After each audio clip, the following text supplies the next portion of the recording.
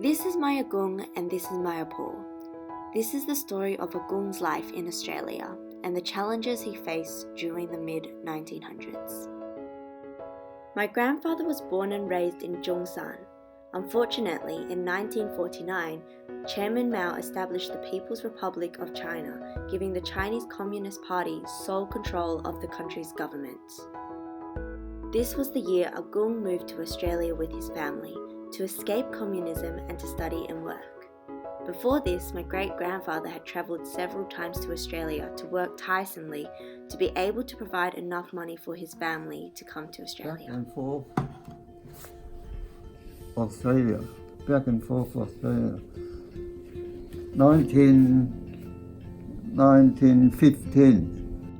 On a study visa, Agung spent 4 years studying accounting whilst also working at a restaurant and the markets to pay for his studies.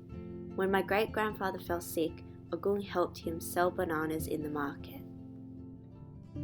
It wasn't easy living in Australia. There wasn't many business suit for Chinese.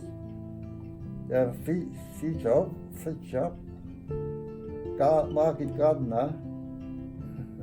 Not a choice, you can't be a clerk or a company manager. You can't be accountant because you're not allowed to in Australia. So that's very hard for us. This meant that even after Agung finished his degree in accounting in 1954, he was unable to get work in that profession. But you're too old to be a junior worker. That's it. So that's very hard for us.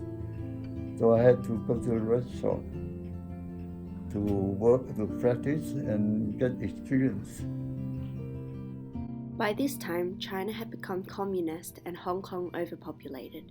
There wasn't much choice but to stay in Australia. He spent the next 4 years working in the markets, but the struggles with the English language made work quite difficult. During that time, a new law was introduced which allowed them to work in a business of their own choosing. When my great-grandfather died, my Agung sold his shares in the market, which gave him enough money to run his own business. In 1959, he opened a fish and chips shop in St. Leonard's for 12 years with his brother. My brother went to market 6 o'clock in the morning.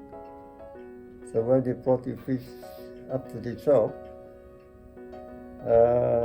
that's about 10 o'clock. When I manage the shop myself until he comes back. I make the chips. I cook the fish. After that, we still had to work, do all the cleaning and prepare something for tomorrow. Agung's family all lived above the shop in 3 rooms. Taipor had 1 room. My grandfather's brother, his wife and 4 kids shared a room, and then Agung got his own because he wasn't married. When his brother left for Darwin, Agung couldn't run the shop himself, so they closed it down. For 2 more years, Agung went back to work at a cafe and restaurant until 1974. After that, I ran a business of our own with the family's help for 22 years. Apur didn't know any English, so she mostly cooked, and at the age of 8, my auntie began to work behind the counter. During the 22 years, Agung got the rest of his children and other relatives to help. In 1996, my grandfather sold the shop and retired. As I compare life to Australia back then to now, it's really easy to take for granted the opportunities Chinese Australians like myself get now.